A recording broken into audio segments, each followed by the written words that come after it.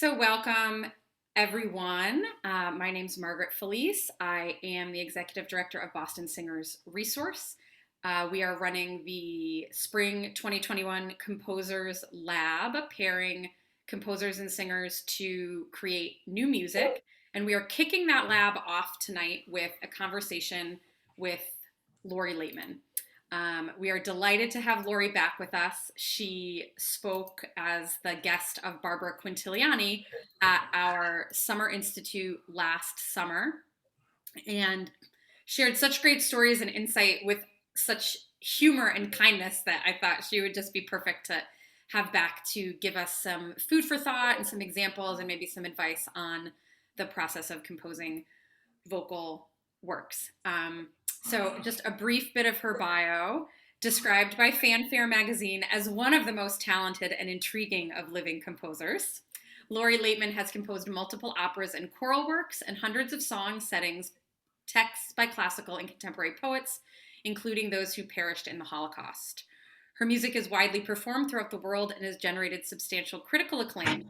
The Journal of Singing wrote, "It is difficult to think of anyone before the public today who equals her exceptional gifts for embracing a poetic text and giving it new and deeper life through music."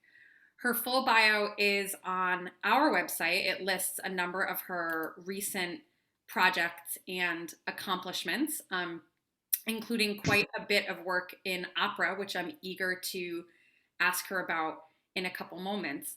I also know that a lot of folks, when we scheduled this, were saying how big of fans they were, how excited they were to talk to Lori. So I thought right now at 6:02, if folks are fangirling and fanboying out, if you want to drop in the chat your love for Lori, maybe your favorite song, maybe the one you've sang most recently, well, we can drop that in the chat. I get the feeling Megan recently performed some pieces that I love too, so I think Megan and I are both going to be doubling up when we put ours in there. Very sweet. Thank you. Well, I should, which is, oh, I got to look at the chat. The China Cup. Uh-huh. Yeah. Wow. Nathan says, "I'm nobody is a bop." That is a perfect statement. Megan seconds within these spaces. Men with small heads. Great. Radia's packing up her playlist. You won't be disappointed. So all of this to say, Lori, we are very happy to have you here. Well, that's very sweet. Thank you for asking me. And it's so nice to be here and to see everyone. And I hope to get to know each of you one day personally and to know your music and your singing. So before I get started with my questions, the last thing I need to mention is that the BSR Composers Lab is supported in part with a grant from the Mass Cultural Council, and we are very grateful for their support. So I thought we could start with you talking us through an experience of composing for a particular singer. Sure. When you asked this question, the first thing that came to mind was one of my most recent song cycle commissions. And this was the song cycle that ensued was called the Imaginary Photo Album. And it was for a Kyrgyzstani singer, Katerina Conradi, who initially contacted me, um, via email because she wanted to record my Holocaust song cycle, I Never Saw Another Butterfly. And that's how we met, although we've never met. And then she became a BBC New Generation artist. And she emailed me again and she said, would I mind if the BBC and the Royal Philharmonic Society commissioned a work from me for her? And I said, no, I would not mind. Not at all. And it took some thinking. I had to figure out what did I want to write for her. She was an amazing lyric soprano, just a beautiful, crystal clear voice. But I also wanted to look at my own catalog and see what might fill a spot that might not be there. And so I also consulted with her, and we both decided that I would write a cycle about childhood, but seen from the mother's point of view. And so that was sort of the first level of thinking about this commission. And then I had to find poetry that would work. And I always have a folder on my computer, poetry to consider, poems that I like that may come in handy for some cycle here or there. And I sent her a bunch of poems, hoping that she would pick the ones that I wanted, some of which she did, and some of which she did. And I was actually quite disappointed about one particular poem that I loved called Glitter by A.E. Stallings. I was hoping to do an all Stallings cycle. A.E. Stallings is a MacArthur genius. Her name is Alicia, but she goes by A.E. And she's a phenomenal poet, originally from Georgia in the United States, but she lives in Greece at the moment. And I was hoping to do an all Stallings, but Katarina didn't love all the poems that I loved. So then I thought, I'll do two by Alicia and hopefully two by this great late British poet, Elizabeth Jennings, because it was a commission coming out of England. I thought that would be a nice nod to the origin of the commission.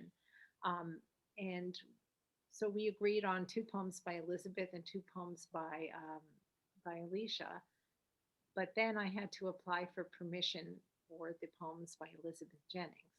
And I didn't hear back, and I wrote again, and I didn't hear back, and I wrote again. And finally, I did hear back and from the estate, and they sent an idiotic contract, basically, so ridiculous that there was no way I could work with it. And I asked them if they were amenable to changing some of the, um, you know, things in the contract, and they said no, we're not amenable at all. So then I had to scramble and look for two other poems to fill out the the cycle, and I wound up finding one by Eugene Field, who was a poet from the turn of the century, early in the 1900s, and he had a number of lullabies. And Katerina had asked me if I would make one of these songs a cappella, so I thought a lullaby would be perfect for that.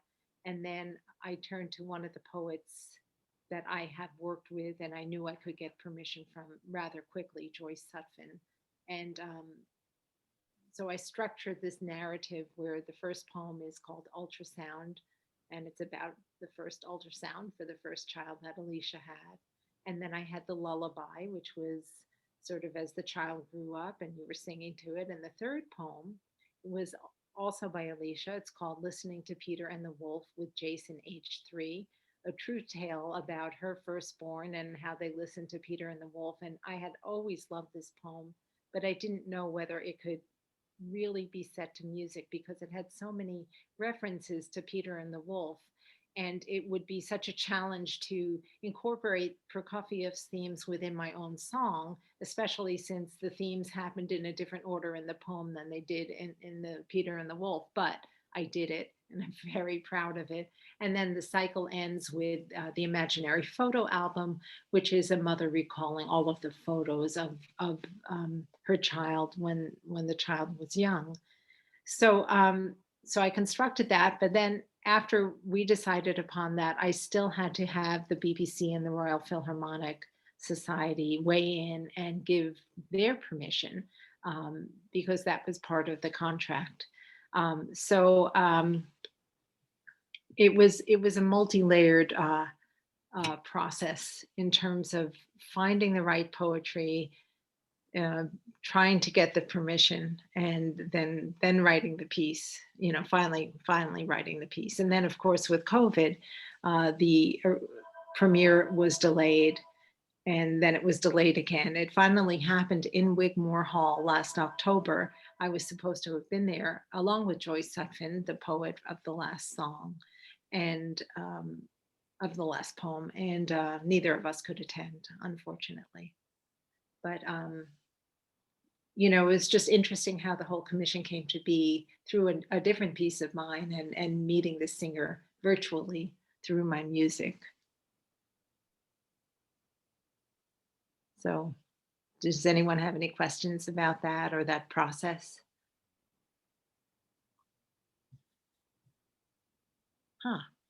Let's see, it says breakout rooms.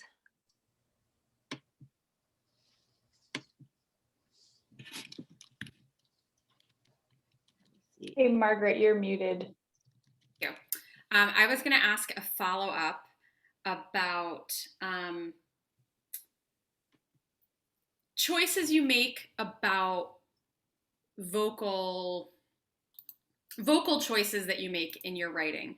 One of the things that I've always been intrigued by is balancing virtuosity and accessibility in music. And I mean, some things sometimes it's virtuosity, and sometimes it's even things like extreme ranges or extreme different vocal techniques that other folks might not be comfortable with. Can you say a little bit about the choices that you make in your writing about that balance of creativity and accessibility for Yeah. your pieces?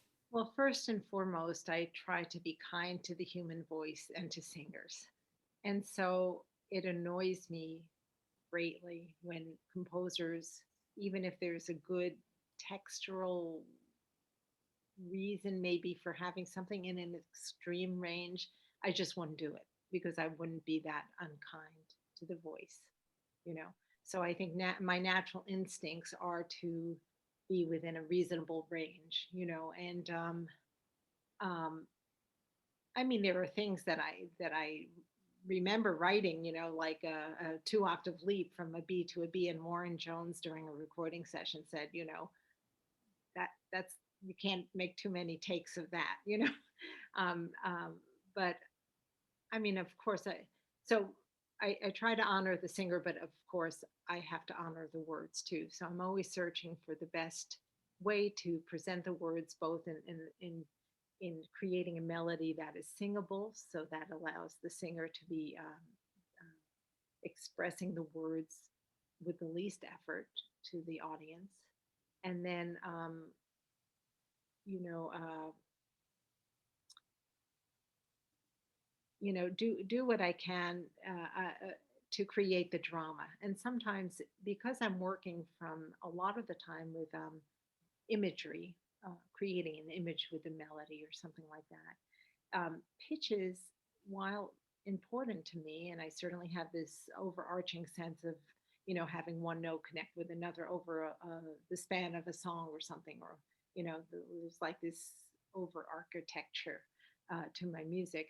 I would say that pitches aren't as important as drama to me. And so I will always, always, always, if somebody asks me, I love your song, but I really can't sing these notes, I will write new notes for them, as long as I can preserve an interesting melody and still preserve being honor, bringing honor to the text. You mentioned the example of the two octave leap, which makes me curious. I actually am not, I don't know if you have a vocal background yourself. Can you say a little bit about some of the ways that how have you learned about the singing voice? How have you gotten to know and understand what makes a song singable or gentle or easy on the voice? The great mystery. I don't know how I know, basically. I just knew right from the start. I mean, Lauren Wagner was the singer who forced me to write songs, and I listened to all the songs that she sang. And when I wrote, all my early song cycles were written for her. And so I did learn a lot from her. She would say, besides a happy singer is a good singer, which is my motto as well. She would say, "What goes up must come down," So I learned, don't stay up too high for too long, things like that. But my mom was a singer, and I think that that must have had some kind of influence on the development of my brain or something, because I just intuitively know what works for the voice. And I just knew it from the start. What I didn't know was that I knew it. And I didn't start writing for the voice until 1991, about 20 years after I entered college, 15 years after I graduated from grad school.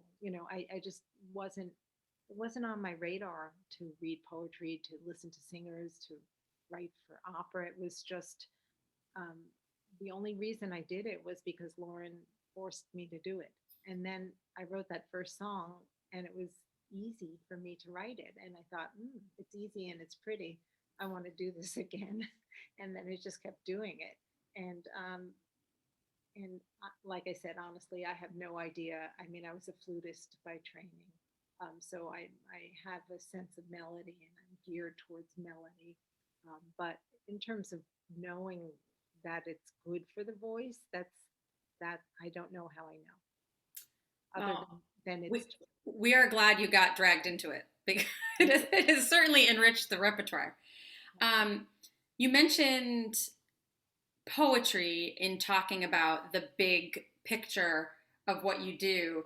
I'm curious both about the sort of practicalities of choosing poetry and getting permissions and things like that, but also the more abstract things that draw you to a poem or a piece of text, or that make you think it's the right makes you think it's settable and singable. sure.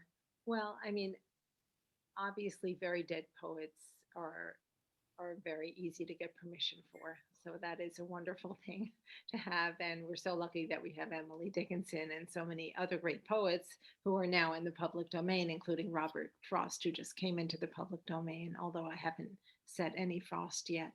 But it's good to know a lot of to have a lot of poet friends that control the rights to their poems, so I have a consortium of friends, I would say, who are poets, and I know if I'm ever stuck and I need something right away and something that's beautifully written, I can always count on them to give me their permission.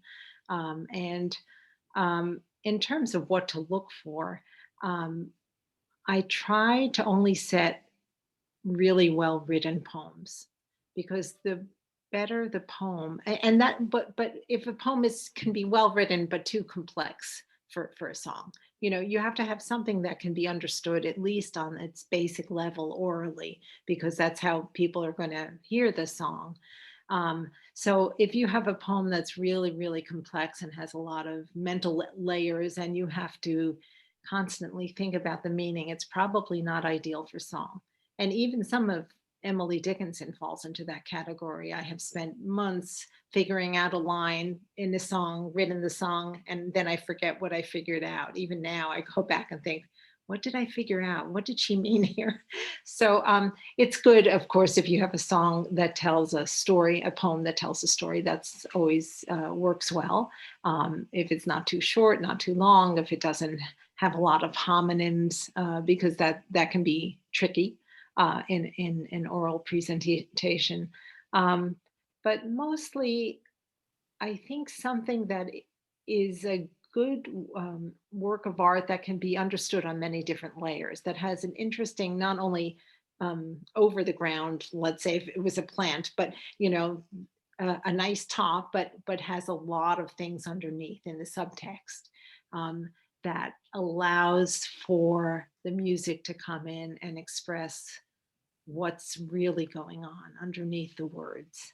And when you have something interesting like that, I think it allows a lot of opportunity for the composer to express what's going on. And the way I always approach my compositions is very multi-layered. I start with the melody and I try to set it well for the voice, and I try to often create images with the melody that say something about the meaning of the words, and then everything else is another layer of interpretation, so that it's just sort of stacked layers of interpretation of the words and the subtext.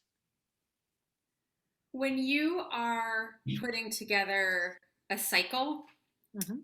um, can you say a little bit about choices you make with texts, and also choices you make musically to find the balance of variety and consistency that's going to hold a cycle together? Well, in the beginning, when I was doing cycles, I wasn't thinking about narratives at all. It was only like four Dickinson songs, squished together. But what I did consider was finding poems that would allow for a great dramatic arc. So, like, for example, I'm Nobody, the second song in my four Dickinsons. It's the first song's very lyrical, and then you have this very bouncy thing, and then you have this sort of more, drawn out sort of slow thing, and then another lyric thing. So there was enough variety throughout. When I began to write more and more, I started to create narratives by stringing together poems by different poets or by the same poet, not necessarily in an order that the poet had thought of, but by creating a story that was new to them by juxtaposing certain poems of theirs.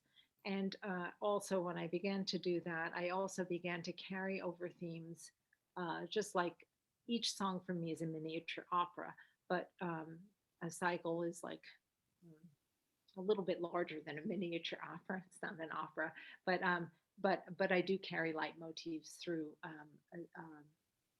where it makes sense.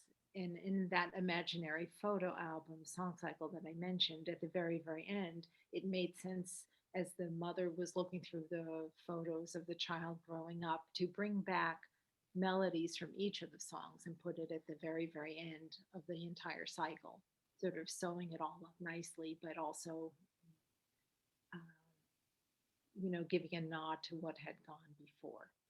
So, I'm always looking. My teacher, Frank Lewin, my composition teacher, had always said, if you're starting something, the second song should be upbeat because you want to wake people up. So I tend to do that, and try to balance it. It doesn't always work out that you can balance it because it depends on the poem. You have to do justice to the poem. So I think, uh, I mean, I try to look for things that will give me the opportunity to have enough contrast in mood and in tempo. Uh, So that informs some of the choices you make about yeah. text. Well, the other thing is that I don't always know what the second or third song will be. I'll have like a bunch of poems, and I think that I'm going to use these poems, but I write the first one and then I think which one will be best for the second one. And then I don't choose the third one until I've done the second one, because you never know how something is going to come out. I never know how a song is going to come out. It's not pre-planned. It's just the words guide me, and then I figure it out. So sometimes I will write all the songs, and then I'll discover that actually the order that I thought that should be in should is not the right order, and I will reverse one or two of the songs to make it a better order. That's that's unusual, but it has happened. Yeah. So I, of course, have plenty more questions for you, but I also want to remind folks if you want to put questions in the chat, or if you prefer, if you tap the reactions button in the menu, you can use the raise hand thing. If you'd like to speak for yourself, I'm happy to kind of call on folks who have questions that they'd like to state aloud.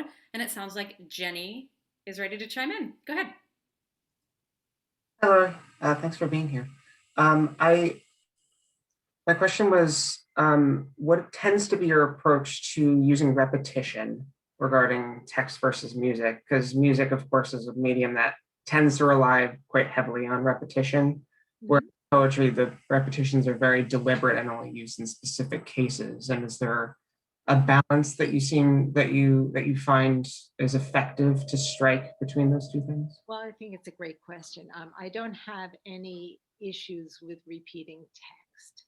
I like Ned Rorem is famous for never repeating text, and he thinks it's a bad thing to do. And I don't think it's a bad thing to do because I'm already altering the poem by setting it to music, and so it becomes my baby with the poet, and that's okay. Um, I tend to repeat text when I feel it's dramatically necessary for emphasis. Um, or in opera for a character, I had one character in the Scarlet Letter is the witch, Mistress Hidden. And the way I conceived of her is just sort of mentally unwell. And I had her repeat a lot of things and scream a lot of the repeats as well because it made sense to me to have her character do that. in the beginning, when I was repeating, I would repeat like a whole phrase, but I've learned over the years that it's not necessary to repeat the whole phrase. I'm trying to think of an example. Sometimes it's just as effective to take like one word and repeat it, or two words, but not the, you don't have to do the whole string of words. And that took me probably about 30 years to learn. But I think if you, um, unless you have a poet that specifically says, I do not want you to alter the text, and there are a few that will say that, I think it's okay. Although if it's with a living poet, I think out of courtesy, you can always check and see whether that poet is okay on board with that. Interestingly, this last song I just wrote, "Thanks a Latte," which is a very funny song, hasn't been premiered yet. Um, I came up, I almost never come up with ideas about changing a poem. It's never my intention to change a poem. But as I got into the composition of it, there were a couple of words that I thought weren't as ideal as they could have been. And I was scared to ask the poet because I have great respect for her. But I asked her, um, did you really want to have this word here, or could it be this other word? And she loved my idea. So um, you can always ask. And I mean, I was scared, and she was scared to ask me things too. But it turned into a very nice collaboration. It was fluid until the Right, thank you. end. Mhm. Any other questions?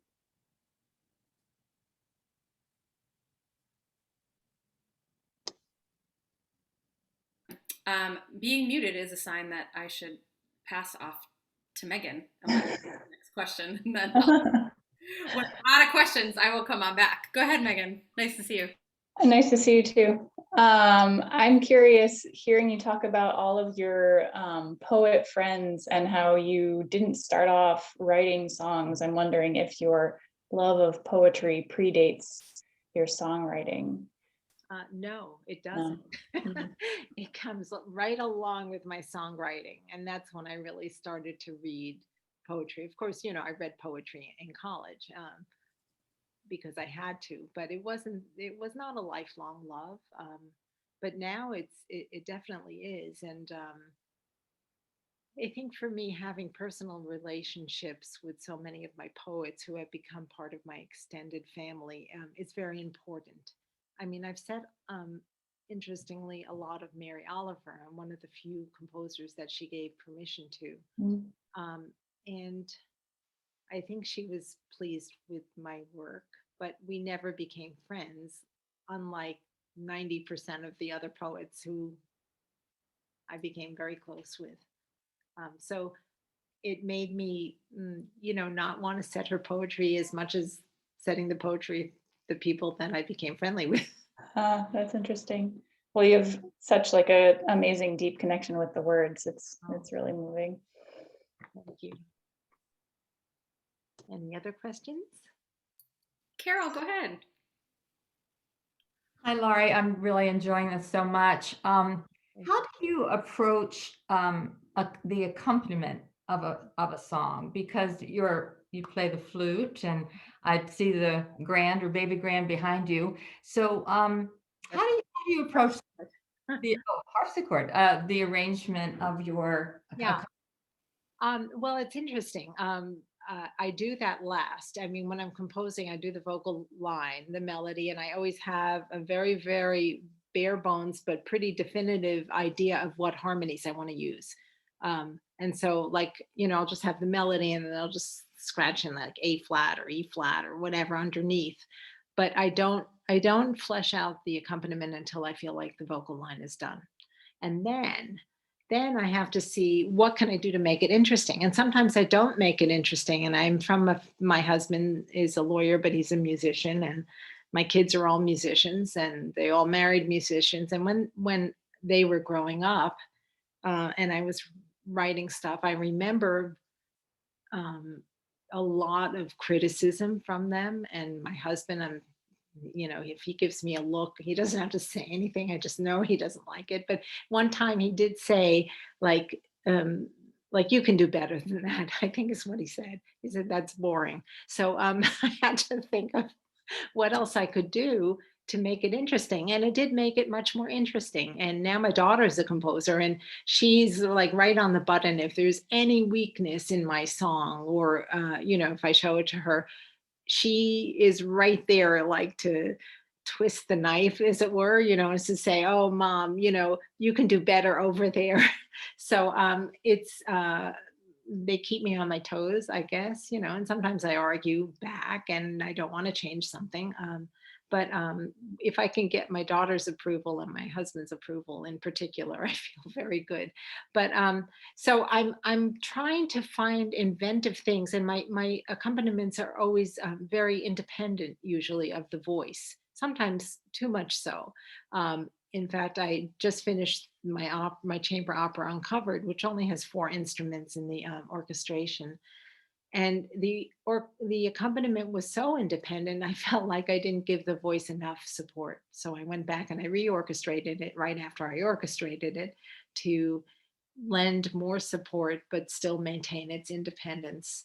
So I'm trying, like I said, to make this sort of web where everything interweaves, and that, I always think, what can I do? What haven't I said about that meaning of that word?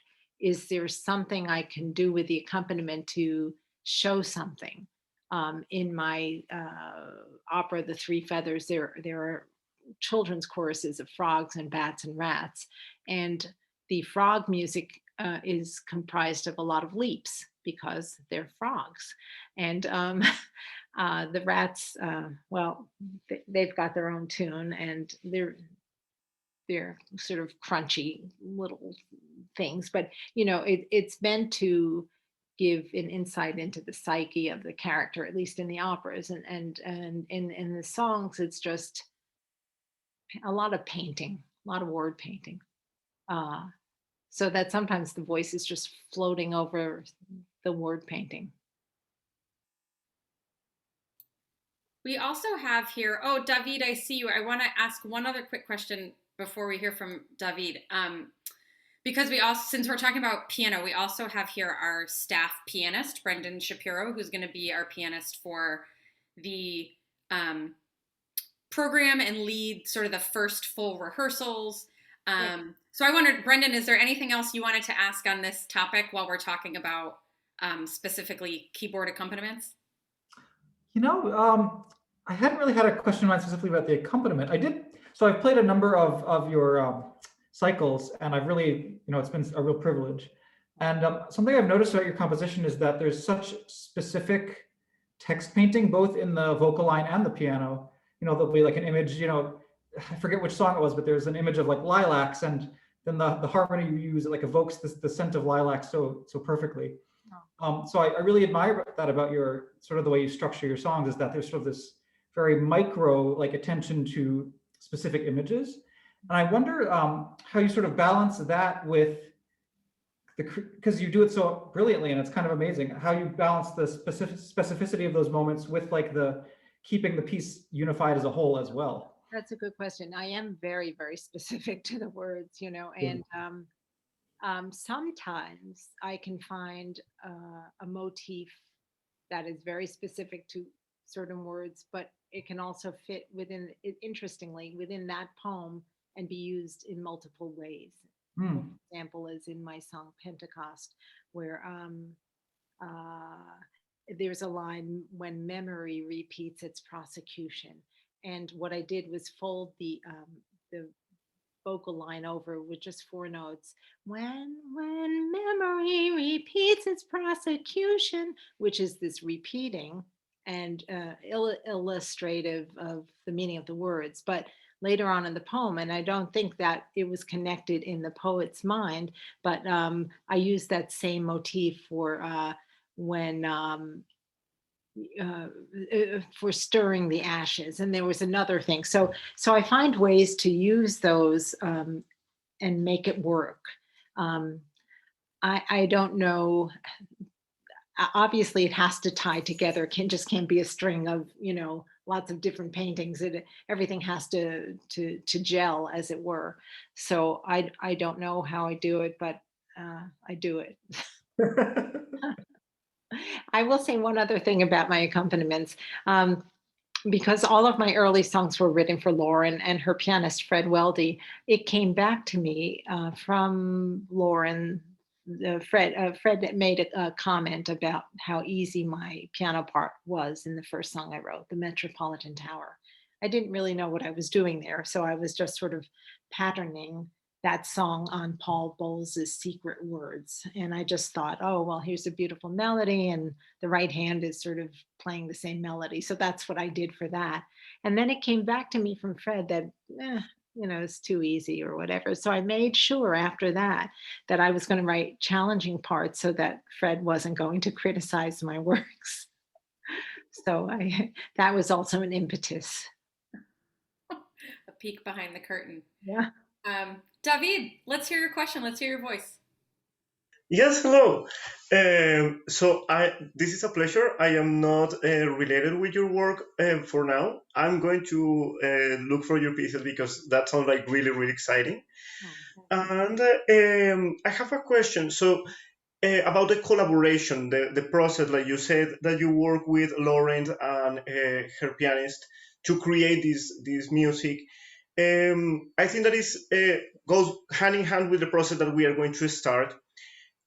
So you create like the vocal line and you ask the singer to sing it, and then you create the piano and you send that to the pianist, and you collaborate with the both artists to create the piece. No. Or how it works for you? So I write the piano, the vocal line first, and then I write the piano part, and then they can look at it, and then if they have any issues, they can say, oh, I don't like this line. I want to go down here. Instead of up. I mean, Lauren was very specific, and she also didn't like an E natural. So I had very few E naturals in the songs that I wrote for Lauren. I didn't have that many comments back from Fred after that first song, and now, but I do work, I am very flexible, specifically if somebody's commissioned something and I show them the first draft, they're free to make comments, and then I will make changes to try to please them. I have to please myself. I have to be good to the poetry, but I also have to be good to the people commissioning me. And so also if somebody is commissioned me and they are maybe not, I want to make them sound great. So I keep their vocal range in mind as well. And if they have issues with being too high or too low, I will custom craft a piece for them to highlight their best self. How do you familiarize yourself with someone's voice in a situation like that? I would imagine with singers you work with all the time, it becomes second nature to know what is going to suit them. Yeah, but even that, sometimes, like I just did this Thanks a Latte, and I sent the score off. And Laura Strickling, wonderful singer, and Daniel Schlossberg, wonderful pianist, they sent me back a recording. And all of a sudden, I knew immediately I needed to adjust the tempo markings, because the original markings that I thought were too fast. And I already said to them, just let me know if there's any issues or you want anything changed. I'll take care of it. And it might still evolve until the recording. And then if they do something on, what I'm interested in is a really expressive performance. And often a great artist will do something that I maybe didn't think of in terms of rhythm or tempo. Sometimes people make mistakes. If somebody makes the mistake multiple times, I tend to think maybe I wrote it wrong and I should have written it the other way. And sometimes even with my song If I, which I wrote in 1996, just recently during COVID, a wonderful soprano, Tracy Cox, sang it, and she sang it differently than what I wrote. And I thought, did I write that? I mean, I was just so stunned. It was just placing a syllable on a different note. Instead of fainting, she went fainting. And I thought, oh, that might be even better than what I wrote. And why didn't anyone tell me that over the last 20 years. And so, of course, it's been recorded so many times by now, and it's been published. And I just put something on my website. I gave her credit. I said, this sounds great. If anybody wants to sing it that way instead, go ahead. You're always learning from listening to the singers. And I mean, I always learn from listening to the singers. And even when I record something that's been recorded before, sometimes I will make a new addition with a few different things because I continue to learn. Thanks. While folks are thinking and processing and maybe thinking up more questions, I did want to very quickly mention that Peter Paulsifer is here. He is the president of the board of BSR, so I wanted to make sure to introduce him. And so, Peter, anything you'd like to ask or add at this juncture? No, I'm really enjoying it. It's very interesting to hear the process. Art song is wonderful. Yes. I think especially during COVID, it's perfect because everyone had to turn into a filmmaker. It's just easier to film a song than an opera. Not quite as much fun to perform, though.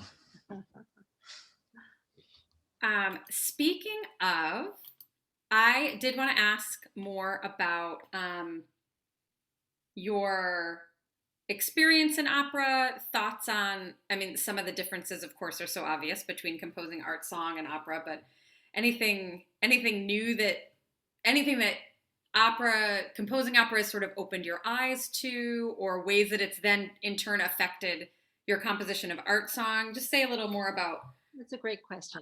I mean, of course, you have the issue of character in opera, and I always try to create distinct characters for each musical characteristics for each character that reveal something about their psyche.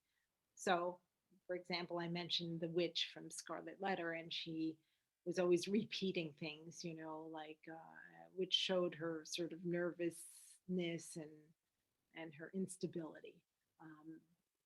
Arthur Dimmesdale, who was the young minister who got Hester Prynne pregnant, but was too much of a coward to reveal himself as the father, often was just sort of lacking like an underbelly, like a bass tone. So he was kind of wandering all over the place with his harmonies. And Hester, who was so strong, I tried to create phrases that were very unique and not predictable, because she was such a unique character and she was a colorateur. So she that in turn sort of had showed that she was apart from the community.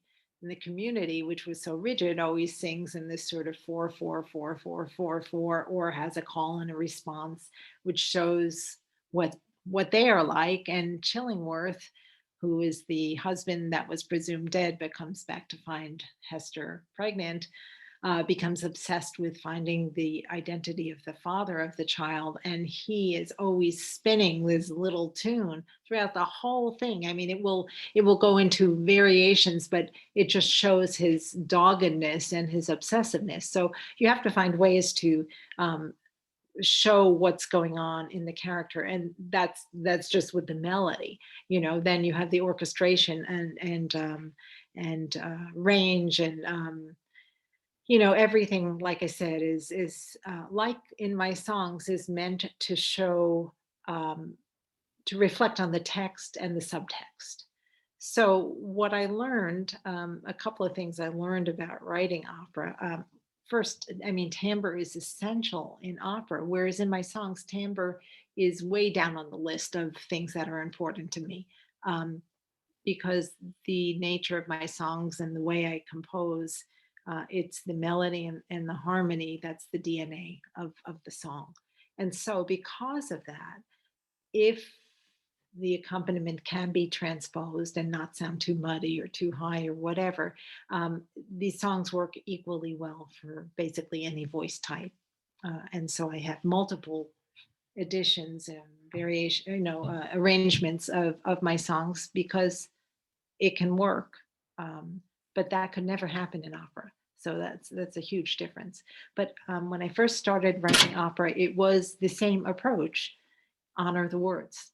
What can I do to set the words, to show what's happening with the characters? And of course, it's so much larger that you really need leitmotifs. You have to connect.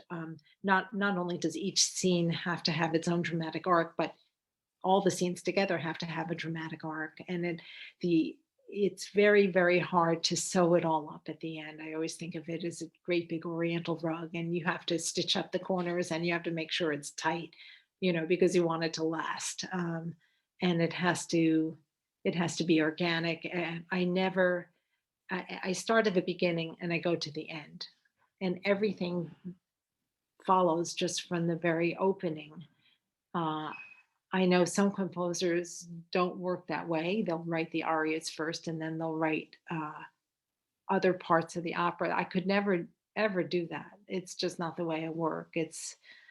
Everything has to come from what came before. So the way it's informed my art songwriting is I've learned the value of silence more, and the value of having just a voice be a cappella in certain circumstances. And I have gone back and I have rewritten some of my piano parts, which were always kind of intricate, but to make them even more interesting and orchestrationally, thinking more orchestrationally, and changing the ranges of various things that weren't initially quite as interesting as they could have been. So it's definitely informed the way I approach my accompaniment. Do you work with, have you had an expanded team? Do you work with librettists? It sounds like you do your own orchestration rather than having someone orchestrate. I could never have anyone orchestrate my music. It's like, how could they might do a fine job, but how could they know what I want to do? I mean, it's so individual, and it's so unique, and it's so, again, tied to the words, I couldn't hand that off to anybody. And orchestration was very scary for me at the start, and I have grown a lot just by sheer work. Doing it over and over and keep trying to make it the best that it could be. And suddenly, things clicked, and instead of it being scary, it was fun. And instead of it taking forever, now it's just like, oh, this is cool, let me try this. So I have progressed in terms of my orchestration skills. Was there another part? Oh, the team, yes. Yeah, specifically about librettists, if that's sort of different. Yeah.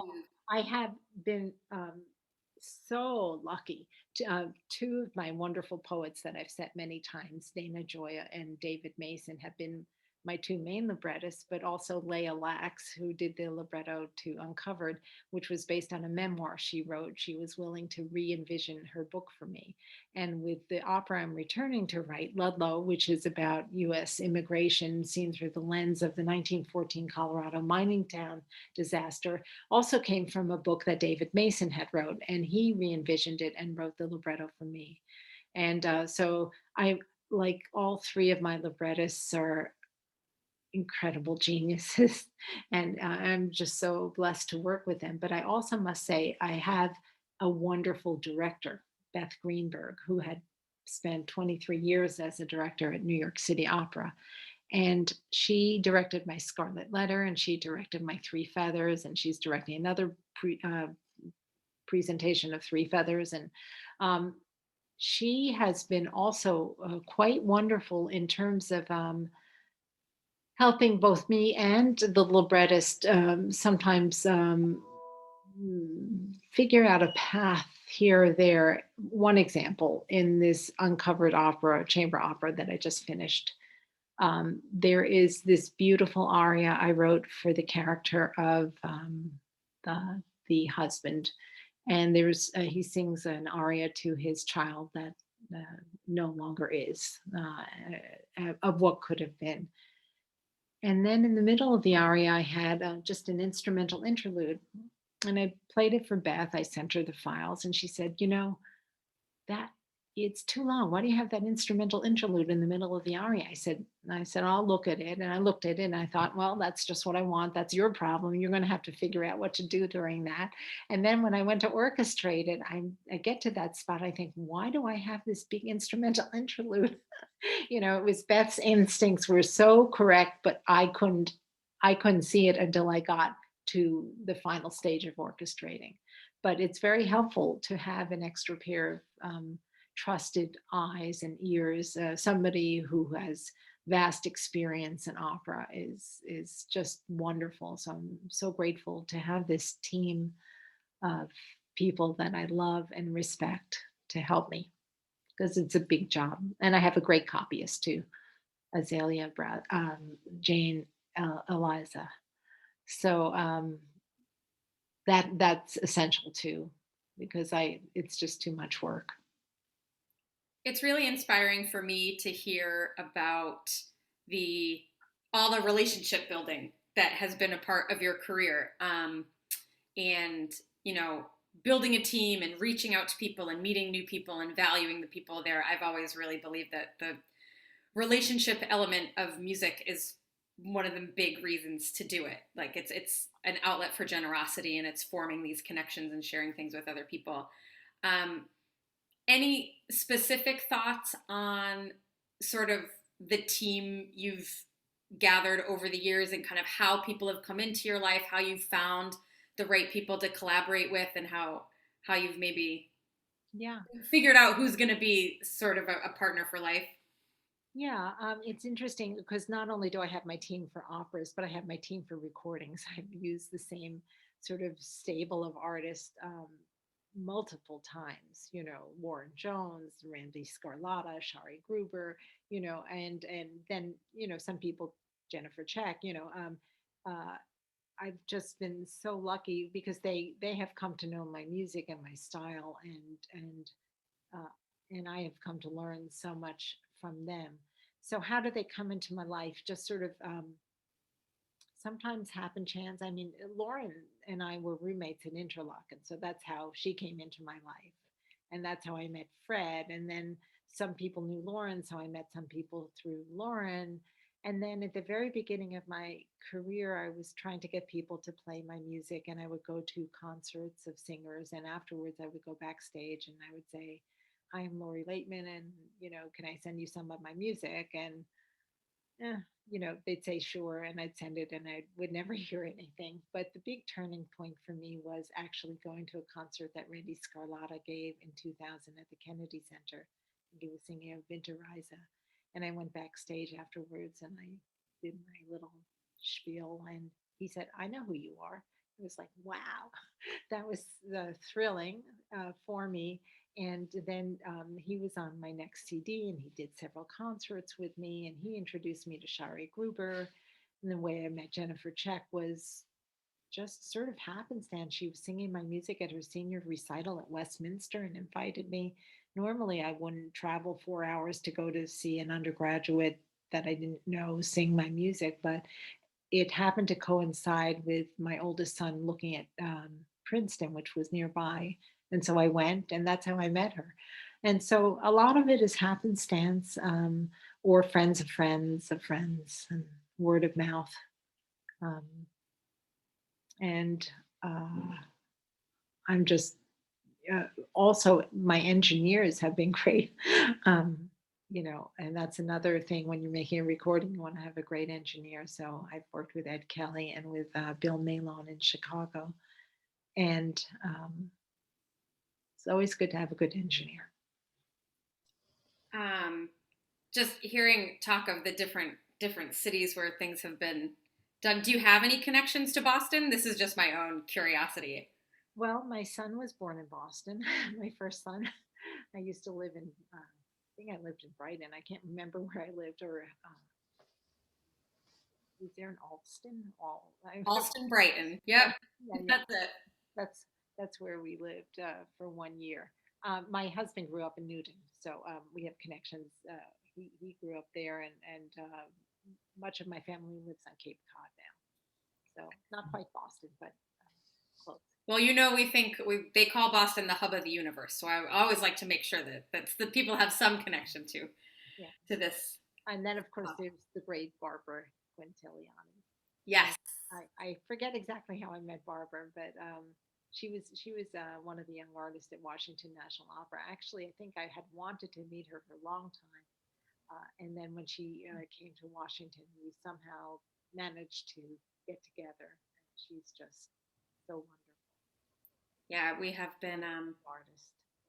one of the silver linings for us, maybe not for the artists, but a lot of Boston's most accomplished artists have been closer to home for the last year. So we've gotten to see them locally when they're not jet setting around, but I know they're all ready to get back at it. I have one more question for you. So I do want to just ask again if anyone else wants to ask. Can I ask a, oh. Take it away. Yeah.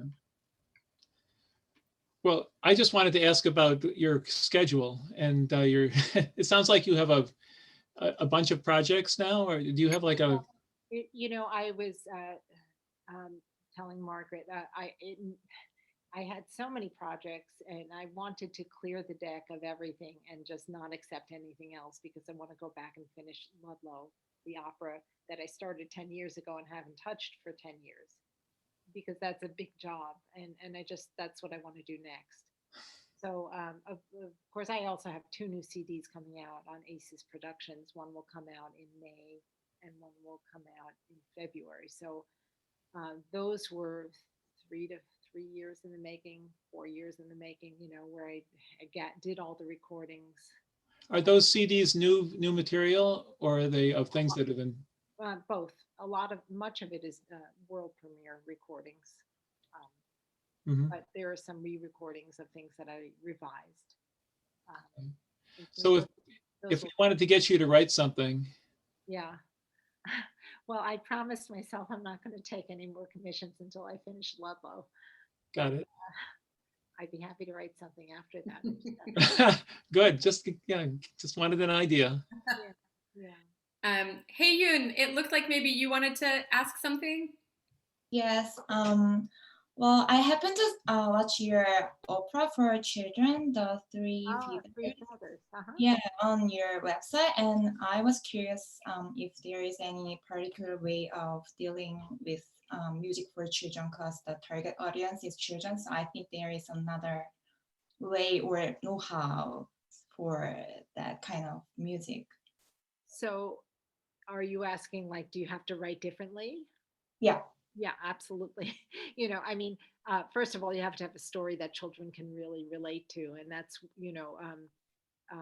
I think, like my 5-year-old grandson, he just loves this, because it has a recognizable tale, and there's the magic of the underworld with the frog king and all of that. But, it has complicated music for the children, but it's all singable for them, and not that hard that they couldn't memorize it and do it. But you have to have a more limited range, and you have to have more repetition, I think, and you have to have I think range is the biggest thing. You have to make it so that it is memorable and singable, so they can learn it, and not only learn it, but learn how to do the moves necessary to perform it. I still remember a play that I was in first grade, and the clickety click clack alack alack, the train is coming or something. I don't remember it well, but it was a big thing for me to learn that music and to hear it. And so it's a challenge to write for children, but it's also fun, especially if they enjoy singing it. Thank you. Sure.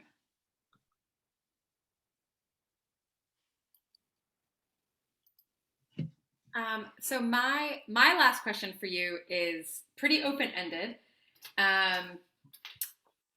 Is there anything you know now you wish you knew then, specifically about writing for the voice?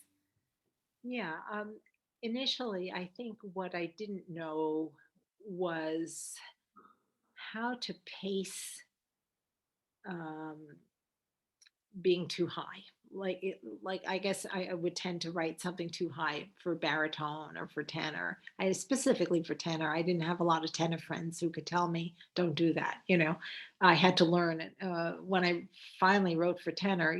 That you don't want to write a high C. Unless it's really dramatic. It's not. You don't use it ordinarily. And I learned one of the things I learned was that you shouldn't expect to get good diction above a high G from any soprano. It's just not, don't expect that the words will be understood if you're going to write super high. And don't stay up super high too long. If you go up, use it for an effect and then come down.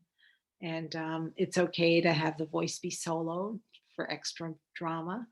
And, when you're writing something as big as an opera, you want to make sure there are opportunities for resting as well, for the voice, for the character.